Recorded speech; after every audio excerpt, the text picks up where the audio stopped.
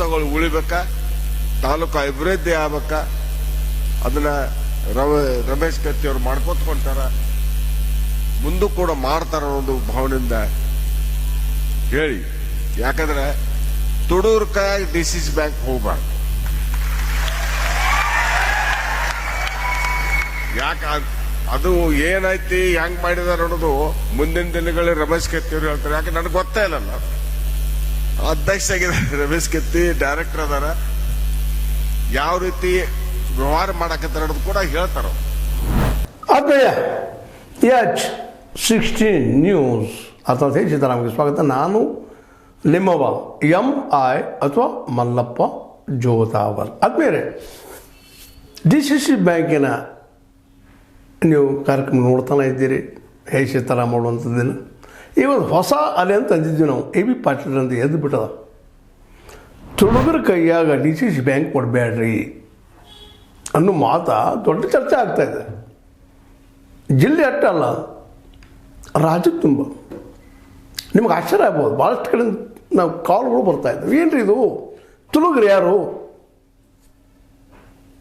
ಇದು ಉತ್ತರ ಕೊಡಬೇಕಾಗಿದೆ. ನಮ್ಮ AB ಪಾಟೀಲ್ ಅವ್ರು ಸಾಕಷ್ಟು ಮಾತಾಡಿದ್ದಾರೆ ಅದರಲ್ಲೇ, ಆ ವಿಡಿಯೋದಲ್ಲೇ.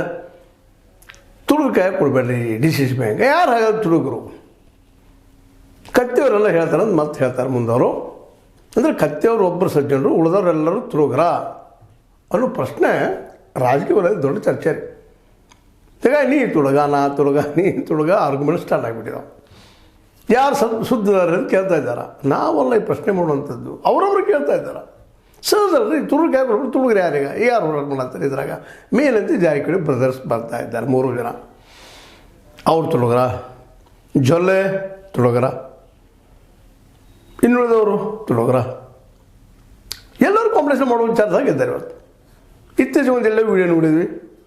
ನಮ್ಮ ಪಟ್ಟಣವರು ಒಂದು ಕೈ ನೋಡ್ತಾನಂತ ರಾಮಲಿಂಗ ಅವರು ತಯಾರಿ ನಡೆಸಿದ್ದಾರೆ. ಅವ್ರು ತುಳುಗರ.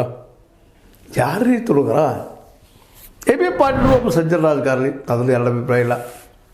ಅವ್ರ ಬಗ್ಗೆ ಭಾಳಷ್ಟು ಗೌರವ ಅದ, ಹಿಂದೆ ಮಿನಿಸ್ಟರ್ ಆದವರು. ಆದರೆ ಇವತ್ತು ರಾಜಕೀಯ ಹೆಂಗದ, ದುಡ್ಡಿನ ಮೇಲೆ ನಡೆದ. ಇಲ್ಲಿದ್ದಂಥವ್ರು ಯಾರಾದರೂ ಸಜ್ಜನ ಅಂತ ಅನ್ನಿಸ್ತಾರೆ ನಮಗೆ, ಅಥವಾ ನಿಮಗೆ, ಅಥವಾ ಜನರಿಗೆ.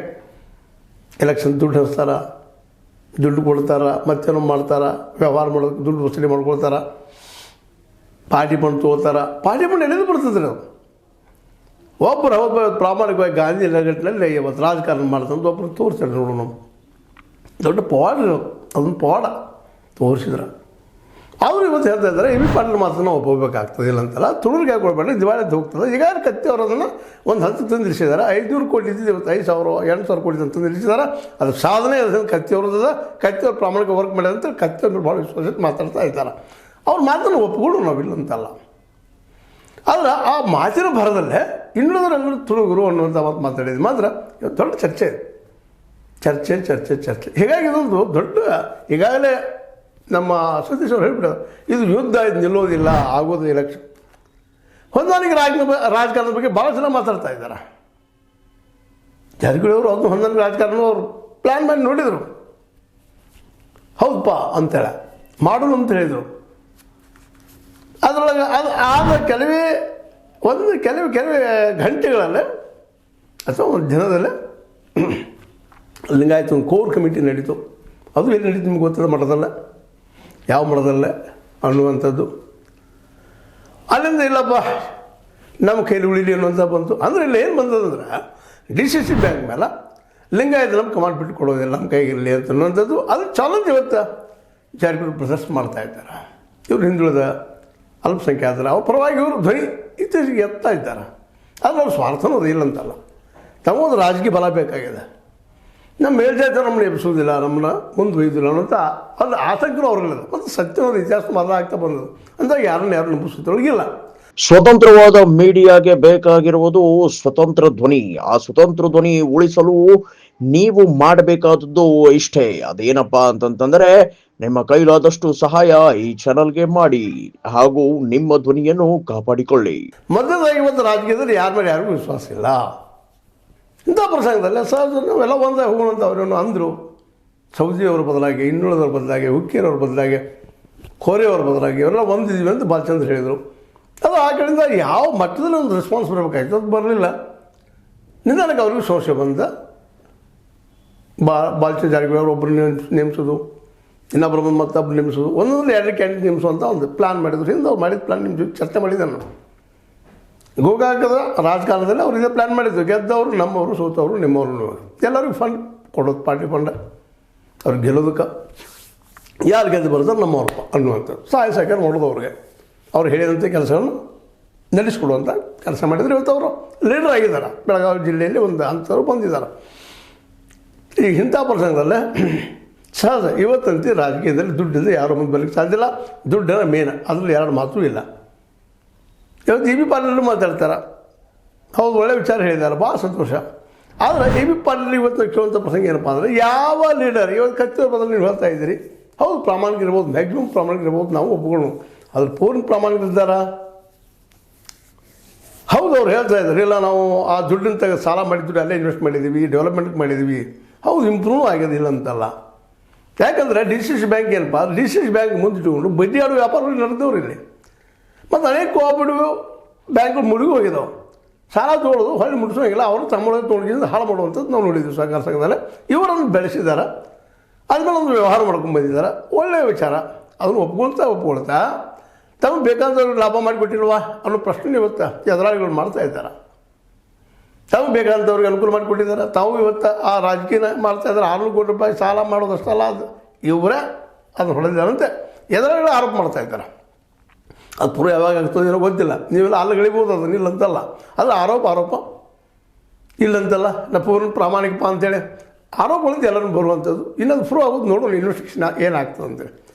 ಇಂಥ ಒಂದು ಸಂದರ್ಭದಲ್ಲೇ ಒಂದು ಚುನಾವಣಾ ಕಾಲದಲ್ಲೇ ಹೊಂದಾಣಿಕೆ ಮಾಡ್ಕೊಂಡು ಹೋಗ್ತಿದ್ದೀವಿ ಅಂದರೆ, ಹೊಂದಾಣಿಕೆ ನಮ್ಮದು ಇಷ್ಟಪ್ಪ, ನಿಮ್ಮದು ಇಷ್ಟು, ನೀವು ಜಗಳ ನಾವು ಜಗಳ ಅಂತ ಮ್ಯಾಲಿನೇ ಅವ್ರು ಅಷ್ಟೇ ತಮ್ಮ ಹೊಂದಾಣೆ ಮಾಡಿಕೊಂಡು ಇಲ್ಲೇ ಓಟ್ ಹಾಕುವಂಥ ಅಧಿಕಾರವನ್ನು ಇವರೆಲ್ಲರೂ ಕಸ್ಕೊಳ್ತಾ ಇದ್ರು ಹಿಂದಿನವರು. ಅದು ಒಳ್ಳೆಯದು ಅಂತ ಇವತ್ತು ಎಲ್ಲರೂ ವಾದ ಮಾಡ್ತಾಯಿದ್ದಾರೆ. ಆದರೆ ನಿಜವಾಗಿ ಅದು ಒಳ್ಳೆಯದಲ್ಲ. ಪ್ರಜಾಪ್ರಭುತ್ವದಲ್ಲಿ ಪ್ರತಿಯೊಬ್ಬರು ತನ್ನ ಹಕ್ಕನ್ನು ಚಲಾಯಿಸೋದು, ರೈತರಿಗೆ ತನ್ನ ಹಕ್ಕನ್ನು ಚಲಾಯಿಸುವಂಥದ್ದು. ತನಗೆ ಯಾವ ಒಳ್ಳೆಯವದನ್ನು ಅವ್ರನ್ನ ಆರಿಸುವಂಥ ಹಕ್ಕದವರಿಗೆ. ಒಳ್ಳೆಯವ್ರನ್ನ ಆರಿಸೋದು ಬರಲಿ, ಎಲ್ಲರೂ ದುಡ್ಡು ಹಚ್ಚೋದು ಬಂದ್ ಮಾಡಿರಿ, ಪ್ರಾಮಾಣಿಕವಾಗಿ ರಾಜಕಾರಣ ಮಾಡಿರಿ, ಯಾರು ಬೇಡ ಅಂತ ಇದ್ದಾರೆ ಇದಕ್ಕೆ. ಅದಿಲ್ಲ. ತಮ್ಮ ಬೇಕಾದಂಥವ್ರು ಹೊಂದಾಣಿಕೆ ಆಗೋದು, ತಮ್ಮ ಮನಸ್ಸು ಹೊಂದಂಥವ್ರು, ತಮ್ಮ ಅದಕ್ಕೆ ಹೊಂದಂಥವ್ರು ಹೊಂದಾಣಿಕೆ ಮಾಡ್ಕೊತಾರೆ. ಇವತ್ತು ಅದ ಎಲ್ಲೆಲ್ಲಿ ಹೊರಟ್ರು ಅವರು ಜಾರಕಿಹೊಳಿ ಅವರು. ಈಗ ಹಿಂದಿದ್ದಂಥ ಒಂದು ಪ್ಲ್ಯಾನ್ ಇತ್ತು, ಅದ ಪ್ಲ್ಯಾನ್ ಮೇಲಪ್ಪ ನಾವು ಹೊಂದಾಣಿಕೆ ಮಾಡ್ಕೊಂಡು ಹೋಗ್ತೀವಿ, ಎಲ್ಲರೂ ಕೂಡಿ ಹೋಗೋಣ ಅಂತ ಹೇಳಿದರು. ಆಡದಾಗ ತಮ್ಮ ಏನೋ ಒಂದು ಮಾಡಲಿ ಹಿಡಿದ್ರು. ಅವ್ರಿಗೆ ಸ್ವಯಂ ಅವ್ರು ತಮ್ಮ ಏನು ಹೊಸ ರಾಗ ಹಿಡಿದ್ರು. ಯಾವ ಲಕ್ಷ್ಮಣ ಸವದಿ ಅವ್ರನ್ನ ಬಾಲಚಂದ್ರ ಜಾರಕಿಹೊಳಿ ನಮ್ಮ ಜೊತೆ ಇದಾರೆ ಅಂತ ಹೇಳಿದ್ರು. ಅವರು ವಿರೋಧವಾಗಿ ಅಲ್ಲಿ ಹೋಗಿ, ಯಾಕೆಂದರೆ ಅಲ್ಲಿ ರಾಜಕೀಯ ಅಸ್ತಿತ್ವ ಉಳಿದಲ್ಲ ರಮೇಶ್ ಜಾರಕಿಹೊಳಿಗೆ. ಇವರು ಬಾಲಚಂದ್ರ ಜಾರಕಿಹೊಳಿ ಅವರು ಹೇಳಿದಂಥ ಮಾತನ್ನು ಅವ್ರು ಒಪ್ಕೊಂಡ್ರೆ ಅವ್ರು ರಾಜಕೀಯ ಅಸ್ತಿತ್ವ ಇಲ್ಲ, ಕುಮಟಳ್ಳಿ ಅವ್ರನ್ನ ದೂರ ಸರಿತಾರೆ, ಶ್ರೀಮಂತ ಪಾಟೀಲ್ ಅವ್ರನ್ನ ದೂರ ಸರಿತಾರೆ. ಮತ್ತು ಅವ್ರಿಗೇನಾದರೂ ಇವ್ರು ಸಹಕಾರ ಮಾಡಲೇಬೇಕಲ್ಲ. ಅಲ್ಲಿ ಅವ್ರ ರಾಜಕೀಯ ಜೀವನ ಅದ, ಅತನಿ ಖಾಗ್ವಾಡ ಇಲ್ಲೆಲ್ಲ. ಹೀಗಾಗಿ ಹೊಂದಾಣಿಕೆ ಅನ್ನುವಂಥದಕ್ಕಿಂತಲೂ ಪ್ರಾಮಾಣಿಕವಾಗಿ ಯೋಗ್ಯ ಆದರೆ ಜನರಿಗೆ ಬಿಡ್ರಿ, ರೈತರು ಆರಿಸ್ತಾರೆ, ನಮ್ಗೆ ಬೇಕಾದ್ರೆ ಆಯ್ಕೆ ಮಾಡ್ತಾರೆ. ನಿಮ್ಗೆ ಕಾರ್ಯಕ್ರಮ ಮಾಡ್ಬೇಕಂತೇಳಿ ಅದು ಹೇಳ್ರಿ, ಅದ್ರ ಪ್ರಕಾರ ನಡ್ಕೊಳ್ರಿ. ಬರೀ ಆಶ್ವಾಸನೆ ಬಿಟ್ಟು ಹೋಗೋದಲ್ಲ. ಹಿಂದೆ ನಮ್ಮ ರಾಜಕಾರಣ ನಡೀತಾ ಮಾಡಿದ್ದಾರೆ. 75 ವರ್ಷ ಕಾಂಗ್ರೆಸ್ ಇದ್ರೆ ಮಾಡ್ತಮ್ಮೆ ಏನಮ್ಮ ಗೊತ್ತಿಲ್ಲ ನಿಮಗೆ, ಮ್ಯಾನಿಫೆಸ್ಟೋ ಮಾಡೋದು, ಆ ಮ್ಯಾನಿಫೆಸ್ಟೋ ಪ್ರಕಾರ ಫಾಲೋ ಆಗಿಲ್ಲ. First time in the history of India ನಮ್ಮ ಕೇಜ್ರಿವಾಲ್ ಹೇಳಿದಂಗೆ ಮಾಡಿ ತೋರಿಸಾಗಿದ್ರು, ಗ್ಯಾರಂಟಿಗಳು ಎಲ್ಲ ಕಡೆ ಬರಲಿಕ್ಕಾಯ್ತು. ಇಲ್ಲಾಂದ್ರೆ ಹೇಳೋದಂಗೆ ಇದೆ. ನಮ್ಮ ಮೋದಿಯವ್ರು ಎಷ್ಟು ಆಶ್ವಾಸನೆ ಕೊಡಲಿಲ್ಲ, ಅವೆಲ್ಲ ತೆಗೆದು ನೋಡ್ರಿ ಎಷ್ಟದು ಎಲ್ಲ ಆಗಿದಾವ. ಅದೇ ಒಂದು 10-20% ಆಗಿರ್ಬೋದಿಲ್ಲ ಅಂತಲ್ಲ. 100 ಗುಣ ಆಗ್ಬೇಕಾಯ್ತಲ್ಲ. ಎಲ್ಲರಿಗೂ 2 ಕೋಟಿ ಉದ್ಯೋಗ ಸಿಗ್ತಾರೆ ಪ್ರತಿ ವರ್ಷವೂ. ಇಲ್ಲ ಸಿಕ್ಕಿದ್ರೆ ಯಾವ್ದು ಪ್ರಶ್ನೆ ಬರ್ತಿರಲಿಲ್ಲ ರೀ. ಯಾರು ಮಿಸಲಾದ ಕೆಳಗೆ ಹೋಗ್ತಿರಲ್ಲ, ಎಲ್ಲರೂ ನೌಕರಿ ಸಿಕ್ಕಿದ್ರೆ. ನೌಕರಿ ಅಂದರೆ ಉದ್ಯೋಗ. ಅದೇನರಲ್ಲಿ ಇವತ್ತು ಮಾತ್ರ ತುಡುಗ್ರಿ ಯಾರು ಪ್ರೂವ್ ಮಾಡುವಂಥ ಕೆಲಸ ಇವತ್ತು ಎ ಬಿ ಪಾಟೀಲರು. ಹೌದು ಕತ್ತೆಯ ಪ್ರಾಮಾಣಿಕರ ನೀವು ಅಂತ ಇದ್ದೀರಿ, ಒಪ್ಪನು. ಉಳಿದವ್ರು ಹಾಗಾದ್ರೆ ಯಾರು ತುಡುಗರು ಯಾರು, ಅವ್ರಿಗೆ ಕೊಡಬಾರ್ದು ನೀವು ಹೇಳಿದಿರಿ, ಕೊಡೋನು ಬೇಡ, ಆದರೆ ಯಾರು ಅದನ್ನು ಪ್ರೂವ್ ಮಾಡೋ ಕೆಲಸ ಎ ಬಿ ಪಾಟೀಲರಿಗೆ ಕತ್ತೆಯವ್ರಿಗೆ ಬಿಟ್ಟಂಥ ವಿಷಯ. ಆದರೆ ಬೆಳಗಾವಿ ರಾಜ್ಯದಲ್ಲಿ ದೊಡ್ಡ ಸಂಚಲನ ಆಗ್ಯದ. ಇದೇ ಸಂದರ್ಭದಲ್ಲಿ ನಮ್ಮ ಸತೀಶ್ ಅವರು ಈಗಾಗಲೇ 600 ಕೋಟಿ ರೂಪಾಯಿ ಆರೋಪ ಮಾಡಿದ್ದು ಅದ.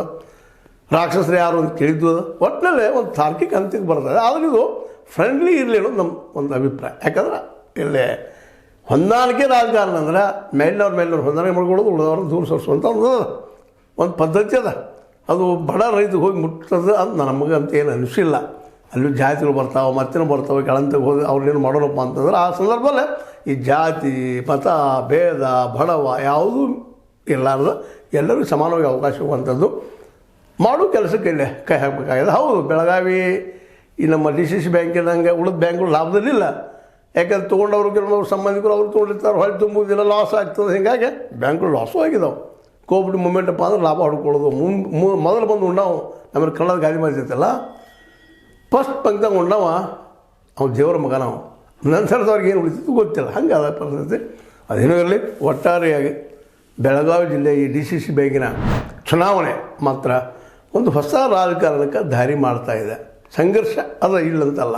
ಒಂದು ಕಡೆ ಹಿಂದುಳಿದ ಬಿದ್ದ ಸಮುದಾಯದ ಪರವಾಗಿನೋ ಇವತ್ತು ನಮ್ಮ ಜಾರಕಿಹೊಳಿ ಮುಂದೆ ಮಾತಾಡ್ತಾ ಇದ್ದಾರೆ. TV ಪಾಟೀಲರು ಮೇಲ್ವರ್ಣೆಯವರು ಇರ್ಬೋದು, ಬಟ್ ಪ್ರಾಮಾಣಿಕರಿದ್ದಾರೆ, ಮಾಡಿದ್ದಾರೆ. ಆದ್ರೆ ತುಳುಗರು ಅನ್ನೋದು ಶಬ್ದ ಬಳಸಿದ್ರಿಂದಾಗೆ ಇವತ್ತು ಭಾಳಷ್ಟು ಚರ್ಚೆ ನಡೀತಾ ಇದೆ. ಈ ದಿಶೆಯಲ್ಲಿ ನಮ್ಮ ಇಲ್ಲಿ ಹಾದಿರುವುದು ಎರಡು. ಒಂದು, AB ಪಾಟೀಲು ತುಳುಗರು ಯಾರನ್ನು ಪ್ರೂವ್ ಮಾಡಬೇಕು, ತುಳುಗೆ ಬ್ಯಾಂಕ್ ಕೊಡಬೇಡ ಅಂತ ಹೇಳಿದಾರ, ಇಲ್ಲ ಅದ್ರ ಹಿಂದೆ ತಕ್ಕೋಬೇಕು ವಾಪಸ್. ಯಾಕಂದ್ರೆ ರಾಜಕಾರಣ ಇವತ್ತು ಅದ ರೀತಿ ಆದ ಸ್ಥಿತಿಗೆ ಬಂದು ನಿಂತದ. ಅದು ಉತ್ತರ ಕೊಡ್ಬೇಕಾದ್ರೆ ಅವರು ಆದರೂ ಆಡಿದ್ದಾರೆ ಸುಳ್ಳಿನವರು ಹೇಳೋದ್ರಾಗ. ಆದರೆ ಯಾರು ಅನ್ನೋದು ಕ್ಲಿಯರ್ ಆಗಿಲ್ಲ. ಹೋಗಿ ನಾವು ಎಲ್ಲರೂ ತುಳುಗರು ಇರ್ತೀವಿ ಅಂತಂದ್ರೆ ಹೋಗ್ಲಿ ಬಿಡಪ್ಪ ಏನೋ ಮಾತಾಡಿದಾರವ ಅಂತಂಬೋದು. ಬಟ್ ತುಳುಗೆ ಬ್ಯಾಂಕ್ ಕೊಡಬೇಡ ಅಂದ್ರೆ ಯಾರು ಅವರು ಕತ್ತಿ ಅಂದ್ಬಿಟ್ಟು ಎಲ್ಲರೂ ತುಳುಗರನ ಅನ್ನೋದಕ್ಕೆ ಇವತ್ತು ದೊಡ್ಡ ಚರ್ಚೆ ಅದ. ಆ ಚರ್ಚೆಗೆ ಉತ್ತರ ನೀವು ಹುಡುಗ್ರಿ ನೋಡು, ನಾವು ಅಷ್ಟೊಳಗೆ ಏನು ಡೆವಲಪ್ ಆಗ್ತದೆ ಮತ್ತೆ ಅಂತ ಹೇಳ್ದ.